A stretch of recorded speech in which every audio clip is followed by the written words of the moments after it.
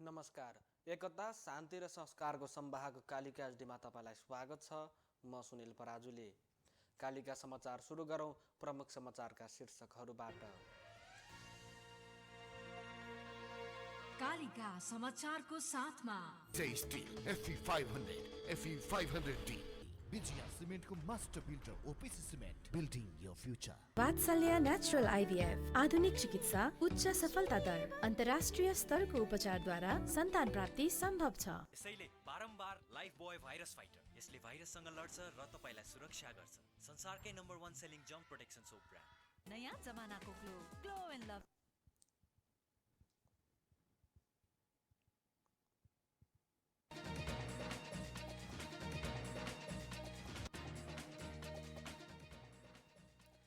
नेपाली काङ्ग्रेसको सभापति पदको लागि दोस्रो चरणको मतदान राजधानीको राष्ट्रिय सभागृहमा जारी। 1500 मत खस्यो।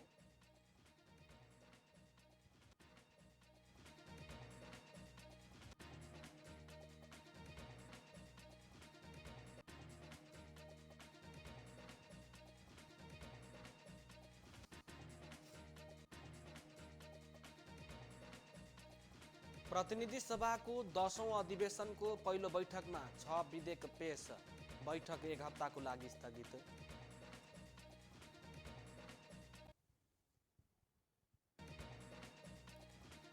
अस्ट्रेलियाले भोलिदेखि विद्यार्थी र अस्थायी बसोबास अनुमति पाएका विदेशी नागरिकलाई प्रवेश दिने, भोलिदेखि सीमा खुल्ला गर्ने सरकारको निर्णय।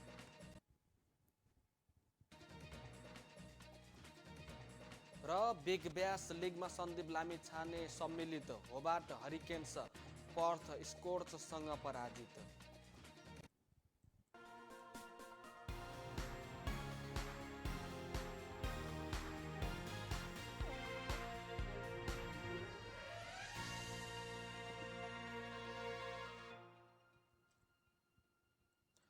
कालिका समाचार सुरु गरौँ राष्ट्रिय समाचारबाट।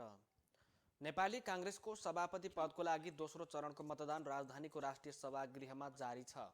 सोमबार भएको मतदानपछिको मतगणना सभापतिको कुनै पनि उम्मेदवारले जितको लागि मत हासिल गर्न नसकेपछि फेरि मतदान भएको हो। दोस्रो चरणमा मतदान सुरु भएको हालसम्म 1500 मत खसेको निर्वाचन समिति सदस्य योगराज पोखरेलले जानकारी दिनुभएको छ। मतदानको लागि सभागृहमा 6वटा बुथको व्यवस्था गरिएको छ। मतदान स्थलमा यति बेला उम्मेदवारहरू शेरबहादुर देउवा र शेखर कोइराला आफ्नो पक्षमा माहौल बनाउन लाइनमा उभिएका मतदातासँग भोट माग्न व्यस्त हुनुहुन्छ। दोस्रो चरणको चुनावमा पहिलो चरणमा चुनावी दौडबाट बाहिरिएका तिनै उम्मेदवार प्रकाशमान सिंह, विमलेन्द्र निधि र कल्याण गुरुङले देउवालाई समर्थन गर्ने घोषणा गरिसक्नु भएको छ। नेपाली काङ्ग्रेसका सभापति उम्मेदवार तथा प्रधानमन्त्री शेरबहादुर देउवाले अहिलेको आवश्यकता पार्टीलाई एक बनाएर लैजाने बताउनु भएको छ। मङ्गलबार पार्टीका वरिष्ठ नेता रामचन्द्र पौडेलले महाधिवेशन प्रतिनिधिको लागि आयोजना गरेको चियापान समारोहमा बोल्दै प्रम देउवालले कुनै व्यक्तिको विरोध गरेर पार्टी एकता नहुने बताउनु भएको छ। यस्तै वरिष्ठ नेता रामचन्द्र पौडेलले महाधिवेशन प्रतिनिधिहरूलाई आत्माको आवाज सुनेर नेतृत्व चयन गर्न आग्रह गर्नुभएको छ। मङ्गलबार महाधिवेशन प्रतिनिधिहरूको लागि आयोजित चियापान समारोहलाई सम्बोधन गर्दै वरिष्ठ नेता पौडेलले प्रतिस्पर्धाबाट बाहिरिए पनि आफूले पार्टी एकताको लागि भूमिका खेल्ने बताउनु भएको छ। उहाँले चुनावलाई लोकतान्त्रिक प्रक्रियाबाट सम्पन्न हुन दिन महाधिवेशन प्रतिनिधिहरूलाई आग्रह गर्नुभएको छ। चुनावको नतिजा प्रभावित गर्न आफूले चियापान समारोह आयोजना नगरेको उहाँको सन्देश थियो। यस्तै नेपाली काङ्ग्रेसका सभापतिका प्रत्याशी शेखर कोइरालाले दोस्रो चरणमा स्वस्थ प्रतिस्पर्धा गरेर चुनाव जित्ने दावी गर्नुभएको छ। मङ्गलबार पार्टीका वरिष्ठ नेता रामचन्द्र पौडेलले महाधिवेशन प्रतिनिधिको लागि आयोजना गरेको चियापान समारोहमा सम्बोधन गर्दै नेता कोइरालाले दोस्रो चरणको निर्वाचन जित्ने दावी गर्नुभएको हो। सभामुख अग्निप्रसाद सापकोटाले प्रतिनिधि सभाको बैठक 1 हप्ताको लागि स्थगित गर्नुभएको छ। मङ्गलबार संसद अधिवेशनको पहिलो बैठक बसेपछि अर्को बैठक पुस 6 गते मङ्गलबार दिउँसो 1 बजेसम्मको लागि स्थगित गरिएको छ। मङ्गलबारको बैठकमा सरकारको तर्फबाट कानुन न्याय तथा संसदीय मामिला मन्त्री दिलेन्द्र प्रसाद बडुले नेपाल प्रहरी र प्रदेश प्रहरी कार्य सञ्चालन सुपरिवेक्षण र समन्वय पहिलो संशोधन अध्यादेश 2078 पेश गर्नुभएको छ। उहाँले नै तेजाब तथा अन्य घातक रासायनिक पदार्थ नियमन अध्यादेश 2078 र सामाजिक सुरक्षा पहिलो संशोधन अध्यादेश 2078 पेश गर्नुभएको भएको छ। त्यस्तै रेलवे अध्यादेश 2078 यौन हिंसा विरुद्धका केही ऐनलाई संशोधन गर्ने अध्यादेश 2078 र फौजदारी कसुर तथा फौजदारी कार्यविधि सम्बन्धी केही ऐन संशोधन गर्ने अध्यादेश पनि संसदमा पेश भएको छ। संसद अधिवेशन चालु नरहेको अवस्थामा सरकारले ल्याएको अध्यादेश संसदको पहिलो बैठकमा नै पेश गर्नुपर्ने प्रावधान छ। संसदको यो अधिवेशनमा पनि प्रमुख विपक्षी दल नेकपा एमाले संसद बैठक अवरुद्ध गरेको छ। आफूले गरेको सांसदको कारबाहीलाई सभामुखले मान्यता नदिएको विरोधमा अघिल्लो अधिवेशनमा संसद अवरुद्ध गरेको एमाले मङ्गलबार सुरु भएको अधिवेशनको पहिलो बैठक पनि सोही विषयलाई लिएर अवरुद्ध गरेको हो। प्रमुख प्रतिपक्षी दल नेकपा एमालेका अध्यक्ष एवं संसदीय दलका नेता केपी शर्मा ओलीले ऐन र नियमनका दफा देखाएर आफ्नो पार्टीका सांसदहरूलाई धम्की नदिन सभामुख अग्निप्रसाद सापकोटालाई चेतावनी दिनुभएको छ। मङ्गलबार संसदीय दलको बैठकमा बोल्दै दलका नेता समेत रहनुभएका ओलीले संसदमा एमाले सांसदहरूले विरोध जनाउँदा नियमावली आकर्षित हुन्छ भनेको प्रति आपत्ति जनाउनु भएको छ। धम्की दिने जमाना गएको भन्दै नाङ्लो ठटाएर हात्ती तर्साउन नखोज्न सभामुखलाई चेतावनी दिनुभएको छ। ओलीले भन्नुभएको छ, फेयर गराउन हामी बाध्य गराउँछौँ, संसद पनि फेयरली चलाउनुपर्छ, त्यसैले नियमावली आकर्षित हुन्छ, संसदीय भाषा नियमावली आकर्षित हुन्छ, कहाँ कहाँ नियमावली आकर्षित हुन्छ, त्यसो भनेर धम्की दिने जमाना थियो होला, अब नदिए हुन्छ। नाङ्लो ठटाएर हात्ती तर्साउनु पर्दैन, निकाल्छु भन्नेहरूलाई कारबाही गर्छु भन्नेहरूलाई नियमावली आकर्षित हुन्छ भन्नेलाई म आवेग उत्तेजनामा नआउन सुझाव दिन्छु, आवेग उत्तेजनामा नआउनुस्, परिणाम नराम्रो होला, ओलीको चेतावनी छ। पूर्व मन्त्री हृदेश त्रिपाठीले नयाँ पार्टी गठन गर्नुभएको छ। आज मङ्गलबार काठमाडौँमा पत्रकार सम्मेलन गर्दै त्रिपाठीले जनता प्रगतिशील पार्टी गठन गर्नुभएको हो। पार्टी घोषणापछि पूर्व मन्त्री त्रिपाठीले देशमा पार्टीको अभाव भएर नयाँ पार्टी गठन नगरेको बताउनु भएको छ। उहाँले अहिले देशमा वैचारिक बहस हुने रहेको र वर्तमान अवस्थामा राज्यका तीनवटै अङ्ग व्यवस्थापिका, कार्यपालिका र न्यायपालिका प्रभावहीन तथा गतिहीन भएकोले देशको राजनीतिलाई गतिशील बनाउन नयाँ पार्टी गठन गरेको बताउनु भएको छ। पूर्व मन्त्री त्रिपाठीले अन्य दलको आलोचना नगरी काम र सिद्धान्तले पार्टीलाई अघि बढाउने पनि दावी गर्नुभएको छ।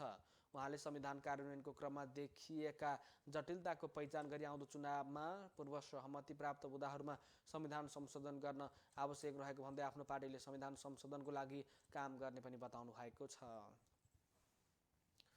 नेकपा माओवादी केन्द्रले संसदीय बोर्डको गठन गरेको छ। मङ्गलबार बसेको संसदीय दलको बैठकले 21 सदस्यीय बोर्डको गठन गरेको हो। संघीय संसदको 10औं अधिवेशन सुरु हुनु केही घण्टा अघि बसेको बैठकले राष्ट्रिय सभा दलको प्रमुख सचेतकमा गोपी छामी, सचेतकमा गङ्गा बेलवासे र सचिवमा रामनारायण बिडारी चयन गरेको छ। सांसदहरूले उठाएका विषयमा दलका नेता तथा अध्यक्ष पुष्पकमल दाहाल प्रचण्डले जवाफ दिएको बैठकले मङ्गलबार सुरु हुने हिउँदे अधिवेशनलाई प्रभावकारी बनाउन सांसदहरूलाई निर्देशन समेत दिएको छ। साथै बैठकले सर्वदलीय बैठक बसेर संसदीय अवरोध हटाउन आवश्यक पहल गर्ने पनि निर्णय गरेको छ। पछिल्लो 24 घण्टामा 264 जनामा कोरोना भाइरसको संक्रमण पुष्टि भएको छ। यस्तै पछिल्लो 24 घण्टामा 362 जना कोरोना संक्रमित निको भएका छन्। यसैद कोरोना संक्रमण मुक्त हुनेको संख्या 8,07,516 पुगेको छ। यही अवधिमा 2 जना संक्रमितले ज्यान गुमाएका छन्। यो सहित कोरोना भाइरसका कारण ज्यान गुमाउनेको संख्या 11,559 पुगेको छ। यसैबीच पछिल्लो 24 घण्टामा 2,36,482 जनाले कोरोना विरुद्धको खोप लगाएका छन्। एकता, शान्ति र संस्कारको संवाहक कालिका एसडीमा प्रसारित कालिका समाचारमा पालो भएको छ विज्ञापनको। तर त्यसभन्दा अगाडि प्रमुख समाचारका शीर्षकहरू। कालिका समाचारको साथमा टेस्टी FE500, FE500D, विजया सिमेन्टको master builder OPC cement, building your future. Vatsalya natural IVF आधुनिक चिकित्सा, उच्च सफलता दर, अन्तर्राष्ट्रिय स्तरको उपचारद्वारा सन्तान प्राप्ति सम्भव छ। यसैले बारम्बार लाइफ बोय भाइरस फाइटर, यसले भाइरससँग लड्छ र तपाईलाई सुरक्षा गर्छ। संसारकै number 1 selling germ protection soap brand. नयाँ जमानाको ग्लो एन्ड लभ।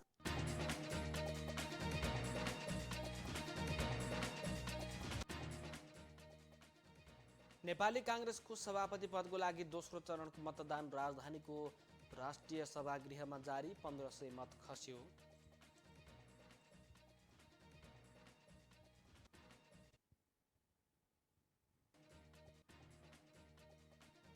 प्रतिनिधि सभाको 10औं अधिवेशनको पहिलो बैठकमा 6 विधेयक पेश। प्रतिनिधि सभाको बैठक 1 हप्ताको लागि स्थगित।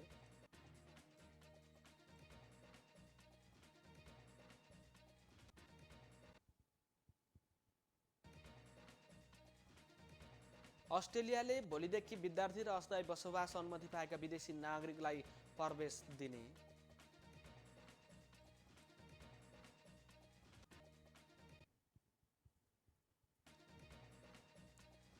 र बिग ब्यास लिगमा सन्दीप लामिछाने सम्मिलित होबार्ट हरिकेन्स पर्थ स्कोर्ससँग पराजित।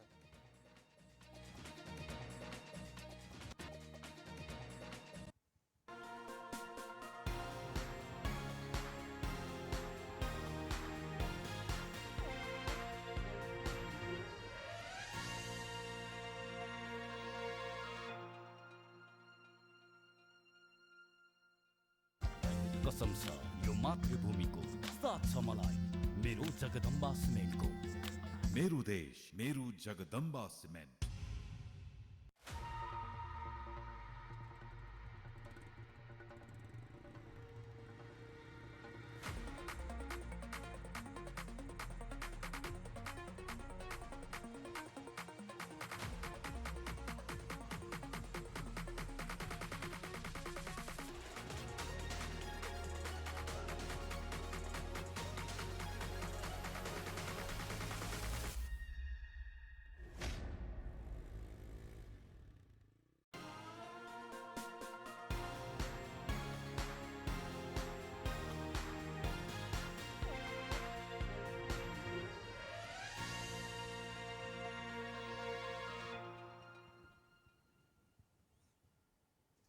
विज्ञापनपछि कालिका समाचारमा पुनः स्वागत छ। अब स्थानीय समाचार। मिलेनियम च्यालेन्ज कर्पोरेसन एमसीसी खारेजीको माग राखेर गरिएको चितवन बन्द खुलेको छ। बन्द खुलेसँगै जनजीवन सामान्य बन्दै गएको छ। अहिले रोकिएका सवारी साधन गुन्न थालेको प्रहरीले जानकारी दिएको छ। बन्दका कारण आज शैक्षिक संस्था, कल कारखाना, बजार र यातायात प्रभाव परेको थियो। बन्दकर्ताहरूले नारायणगढमा एउटा ट्रकमा तोडफोड गरेका थिए। बिहान न्यू रोडतर्फ जाँदै गरेको बागमती प्रदेश 03001 ख 1312 नम्बरको ट्रकमा बन्दकर्ताहरूले तोडफोड गरेका हुन्। ढुङ्गा प्रहारबाट ट्रकको सिसा फुटेको प्रहरीले जनाएको छ। ट्रकमा ढुङ्गा प्रहार गर्नेलाई प्रहरीले पक्राउ गरेको छ। नारायणगढ बजार क्षेत्रमा तोडफोड लगायतका गतिविधि हुन नदिन बाक्लो सङ्ख्यामा प्रहरी परिचालन गरिएको थियो। मिलेनियम च्यालेन्ज कर्पोरेसन एमसीसी खारेजीको माग गर्दै चितवन बन्द गराउँदै हिँडेका 12 जना बिहान पक्राउ परेका छन्। बन्द खुलेसँगै उनीहरूलाई छाडिएको जिल्ला प्रहरी कार्यालय चितवनका प्रवक्ता तथा प्रहरी नायब परीक्षक नरहरि अधिकारीले जानकारी दिनुभएको छ। माधव कुमार नेतृत्वको नेकपा एकीकृत समाजवादी, विप्लव नेतृत्वको नेकपा माओवादी, राष्ट्रिय जनमोर्चा, नेकपा मसाल, नेकपा माले, मोहन वैद्य र ऋषि कट्टेलको नेकपा त्रिमूल, जनरोकार मञ्च लगायतका 13वटा दलको आह्वानमा बन्द गरिएको थियो। राष्ट्रघाती एमसीसीको सरकारले पारित गर्न लागेको बाध्य भएर दबाव स्वरूप बन्दको आह्वान गरिएको भन्दै बन्दकर्ताले बन्द गरेका हुन्। यसअघि बन्दकर्ताले चितवनमा हस्ताक्षर अभियान र हिजो मसाल जुलुस समेत निकालेका थिए। कालिका समाचारमा अब अर्थ समाचार।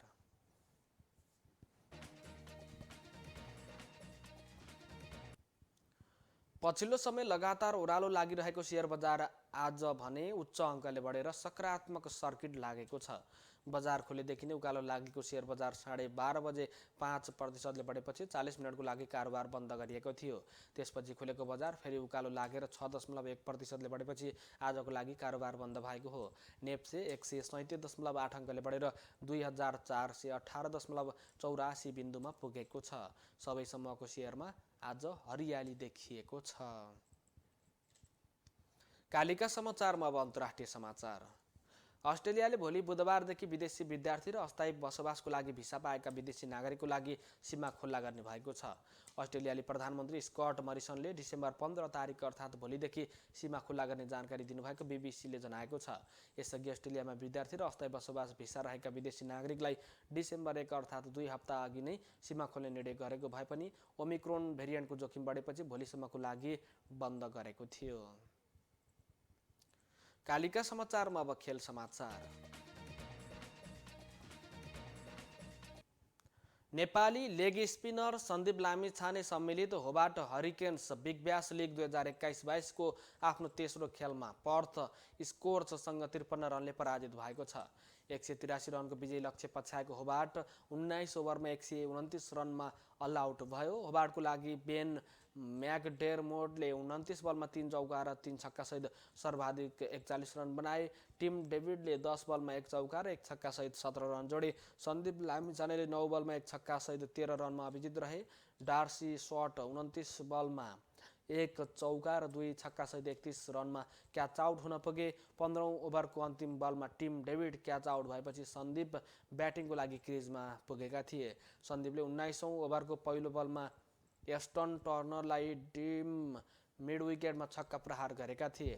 पर्थका टाइमल मिल्सले 4 ओभरमा 23 रन खर्चेर 3 विकेट लिए।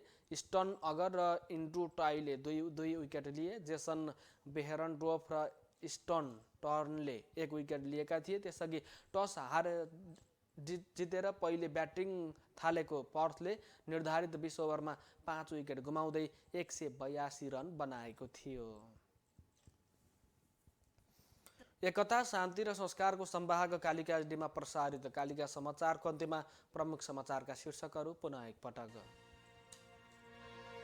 कालिका समाचारको साथमा Steel FE500, FE500D, विजया सिमेन्टको master builder OPC cement, building your future. Vatsalya natural IVF आधुनिक चिकित्सा उच्च सफलता दर अन्तर्राष्ट्रिय स्तरको उपचारद्वारा सन्तान प्राप्ति सम्भव छ। यसैले बारम्बार लाइफ बोय भाइरस फाइटर यसले भाइरससँग लड्छ र तपाईलाई सुरक्षा गर्छ।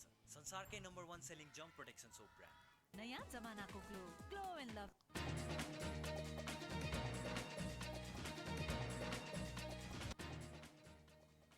नेपाली कांग्रेसको सभापति पदको लागि दोस्रो चरणको मतदान राजधानीको राष्ट्रिय सभागृहमा जारी।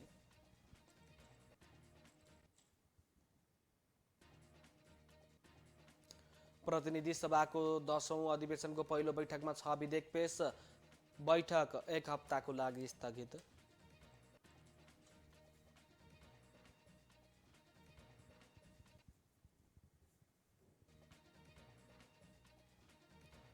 अस्ट्रेलियाले भोलिदेखि सीमा नाका खुल्ला गर्ने। विद्यार्थी र अस्थायी बसोबास अनुमति पाएका विदेशी नागरिकलाई प्रवेश दिने।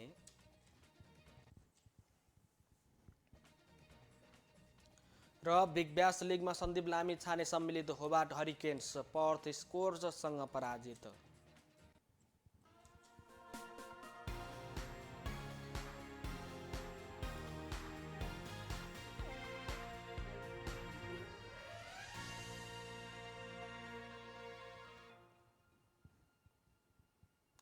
एकता शान्ति र संस्कारको संवाहक कालिका एचडीमा प्रसारित कालिका समाचार अहिलेको लागि यति नै। हेर्दै गर्नुहोला कालिका एचडी। म सुनिल पराजुली बिदा हुन्छु। नमस्कार।